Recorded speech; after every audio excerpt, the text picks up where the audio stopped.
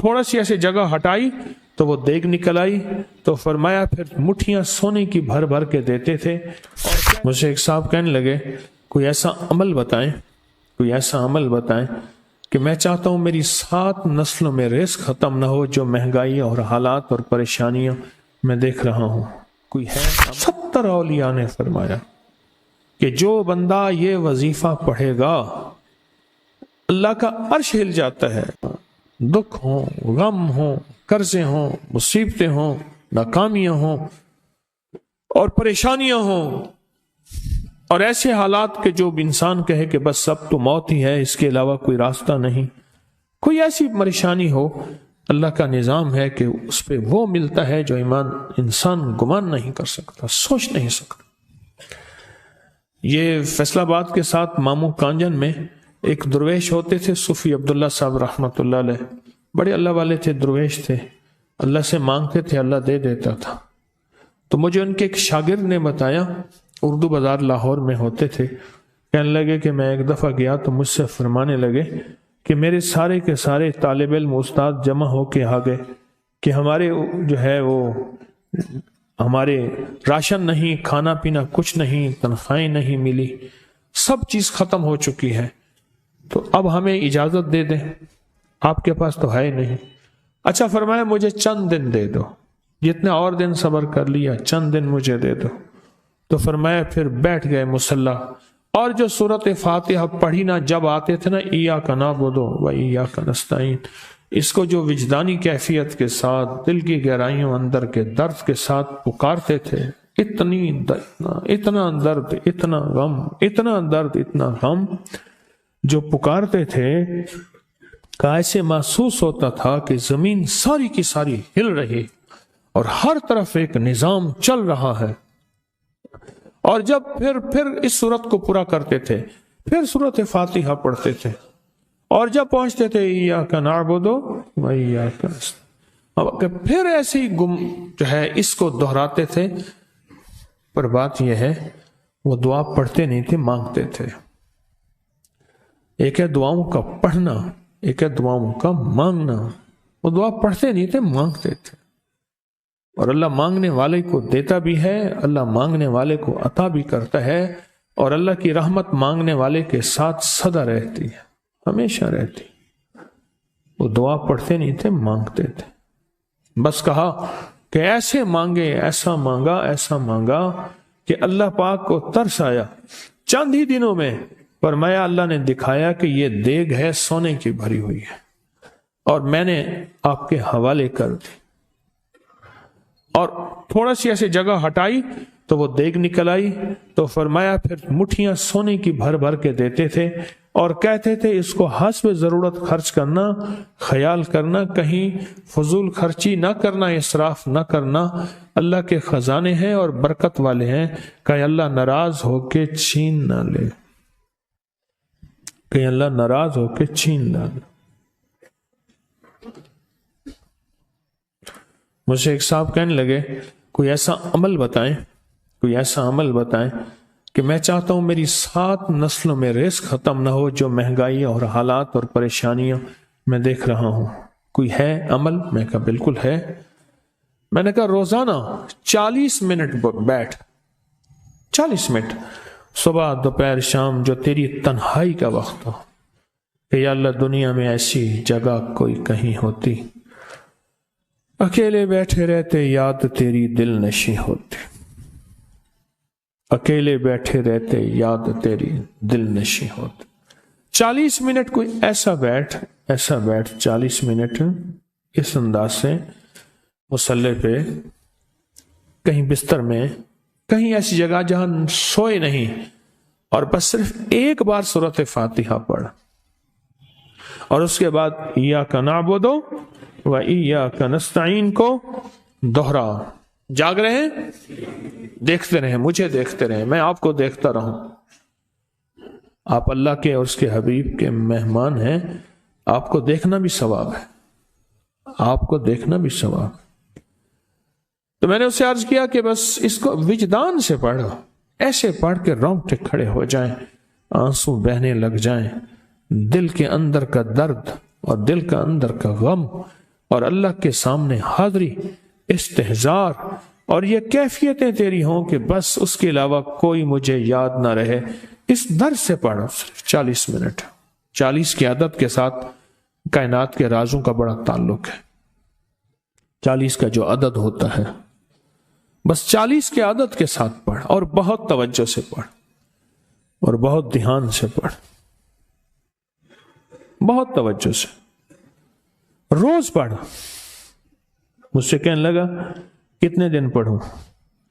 تو میں نے اس سے کہا مجھ سے یہ دن نہ پوچھ، تیرا دل خود بولے گا کہ فیصلے ہو گئے ہیں، بس ختم، دل خود بولے گا۔ یہ بتائیں کہ پیٹ بھرتے ہوئے کوئی گھنٹی بجتی ہے یا دل خود بولتا ہے کہ پیٹ بھر گیا؟ پیاس میں بھی کوئی کہتا تو نہیں ہے کہ آپ کی پیاس بجھ گئی ہے، وہ دل خود بولتا ہے کہ بس اب پانی کی ضرورت نہیں ہے۔ نیند سے دل بھر جائے تو بس دل بس اب سو لیا، وہ اٹھیں۔ اسی طرح دل خود بولے، دل خود بولے، کیا بولے؟ دل خود بولے، اور دل اندر بولے، دل اندر بولے۔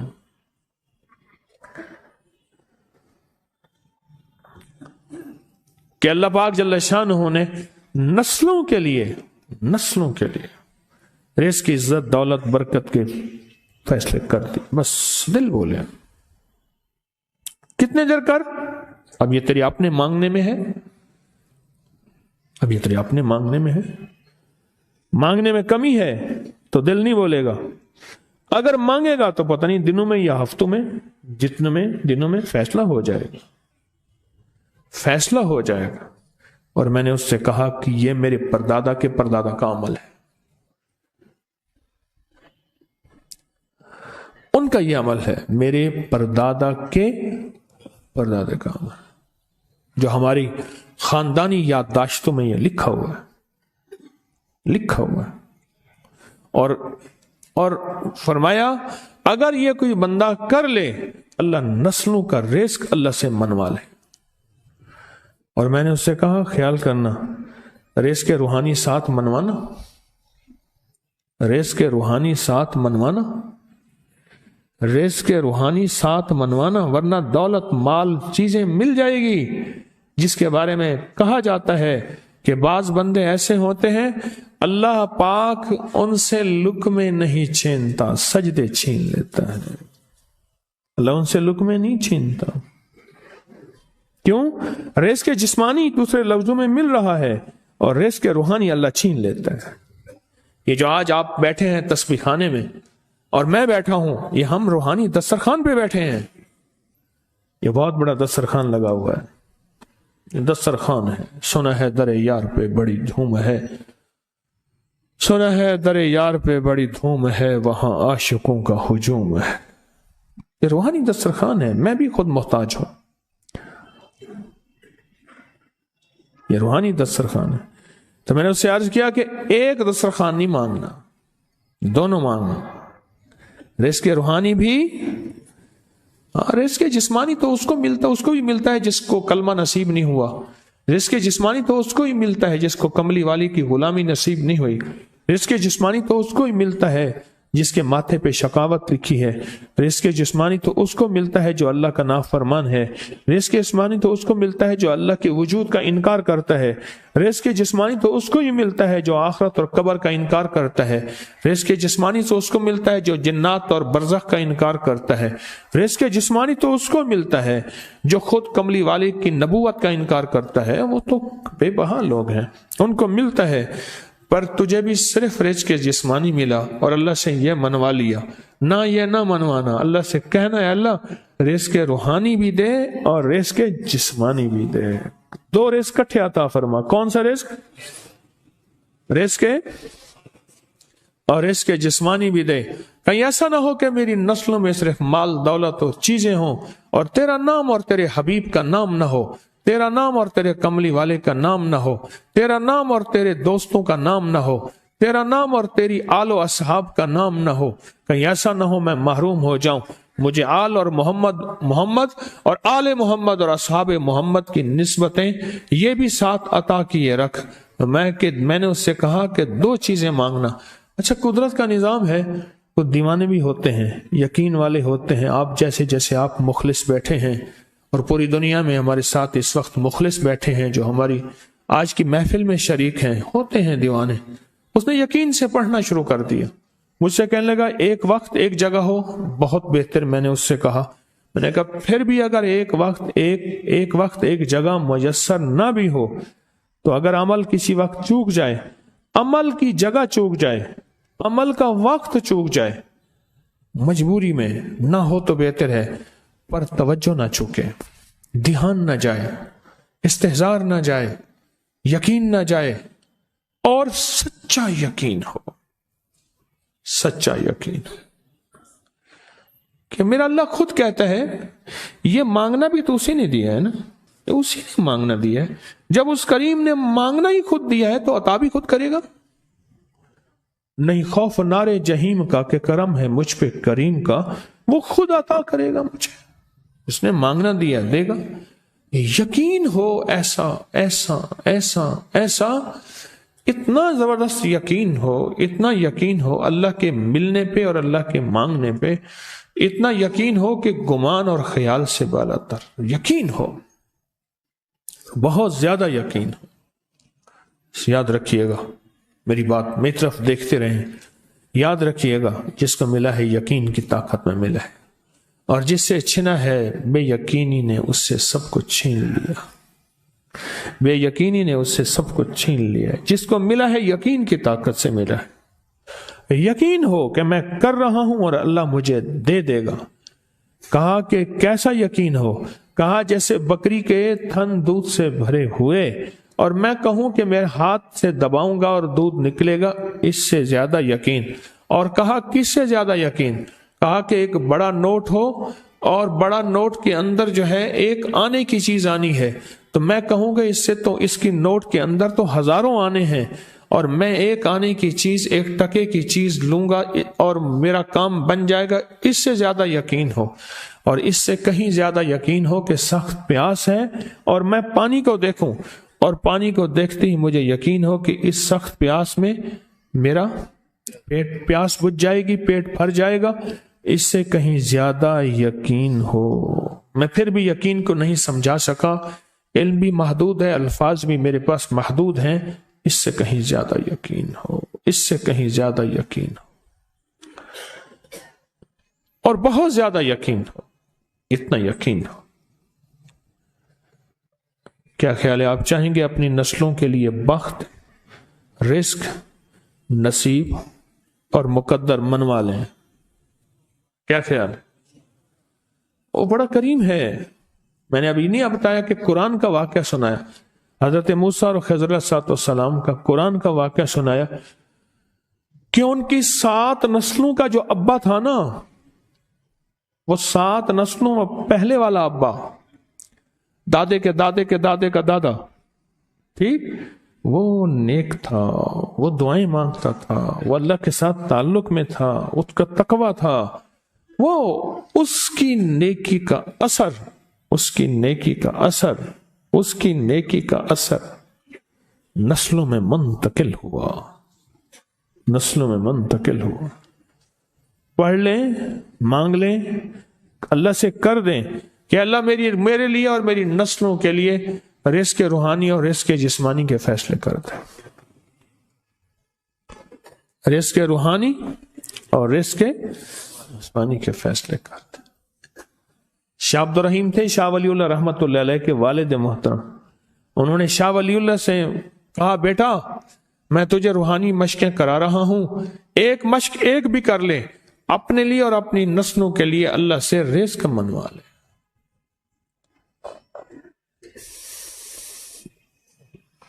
اللہ سے رزق منوا لے، اللہ سے رزق منوا لے۔ تو پوچھا کہ حضرت میں رزق کیسے منواؤں؟ وہ میں کہ کچھ وقت ایسا نکالا کر، ایسا وقت نکالا کر 2 گھڑی اور 3 گھڑی کا، ایک ساتھ 2 گھڑی اور 3 گھڑی ایک ساتھ تقریباً 21 منٹ کی ہوتی ہے، تقریباً 21 منٹ کی. 2 ساتیں مل جائیں تو 40 منٹ بنتے ہیں. تو 2 ایک ساتھ 2 ساتھ 3 ساتھ کی گھڑی میں کہ بیٹھ کے نا سورت فاتحہ اور اس میں ایاک نعبد و ایاک نستعین کا تکرار اور استحضار کیا کر، اور ایسا کیا کر تیری آنسو بہیں، تیرا دل روئے، تیری آنکھیں روئیں، تیرے رونگٹے کھڑے ہوں اور رواں رواں، اور اس کے اندر سے تیرا پل پل، تیرا من، تیرا جذبہ، تیری سوچیں بولیں. کیا بولے؟ ایاک نعبد و ایاک نستعین.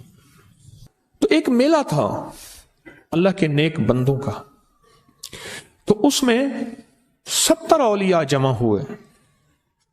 70 اولیاء جمع ہوئے. ہر اللہ کے ولی نے کہا کہ آپ کوئی ایسا وظیفہ بتائیں، ایسی تسبیح بتائیں، ایسا ذکر بتائیں جو اللہ کے عرش کو ہلائے اور جو اللہ کی ذات کو متوجہ کر دے، جو اللہ کے تعلق کو نصیب کر دے. کوئی ایسا ذکر، کوئی ایسی تسبیح بتائیں. فرمایا سب نے بتایا کہ سورت فاتحہ ہے، اور اب سب سے پوچھا سورت فاتحہ میں کوئی ایسا جز بتائیں جو سورت فاتحہ کا دل ہو. سورت یاسین قرآن کا دل، لیکن سورت یاسین کا دل سلام قولا من رب الرحیم.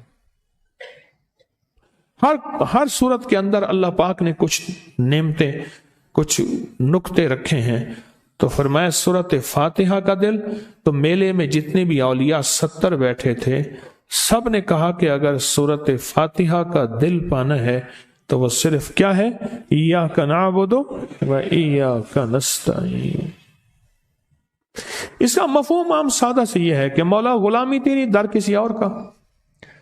جب غلام تیرے ہیں، منگتے تیرے ہیں، بھکاری تیرے ہیں، محتاج تیرے ہیں، پھر در بھی تیرا ہے،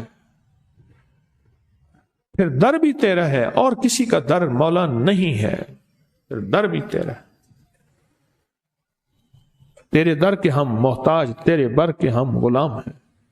تو میں نے اس سے کہا کہ یہ وظیفہ کر، سارا دن پڑھی ایاک نعبد، اور کام بھی کرتا رہے، وضو بے وضو چلتا بھی رہے، یہ پڑھتا بھی رہے، پڑھتا بھی رہے، پڑھتا بھی رہے. چند دن چند ہفتے یہ عمل کر، اور رات سوتے ہوئے سورت فاتحہ پوری کر 40ویں، اور پھر درود پاک پڑھتے پڑھتے سو جا. 70 اولیاء نے فرمایا کہ جو بندہ یہ وظیفہ پڑھے گا اللہ کا عرش ہل جاتا ہے، اور فرشتوں میں کوہرام مچ جاتا ہے، اور فرشتوں میں اللہ کے بارگاہ میں فریادیں ہوتی ہیں کہ یا اللہ یہ بندہ ہے اور اس نے یہ عمل کیا ہے، یہ وظیفہ کیا ہے، اور ابھی تک اس کی دعا قبول نہیں ہوئی، اس نے یہ مانگا ہے ابھی تک دعا قبول نہیں ہوئی.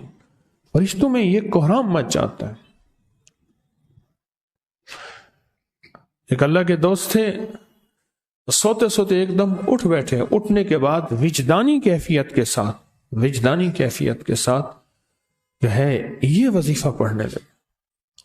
تو کسی نے پوچھا کہ حضرت کیا ہوا؟ فرمایا میں نے دیکھا کہ اللہ کے عرش کے نیچے جنتی ہیں اور وہ ٹہل رہے ہیں، اور سب کی زبان پہ یہی وظیفہ ہے، ایاک نعبد و ایاک نستعین. سب کی زبان پہ یہی وظیفہ ہے اور سب یہی پڑھ رہے ہیں.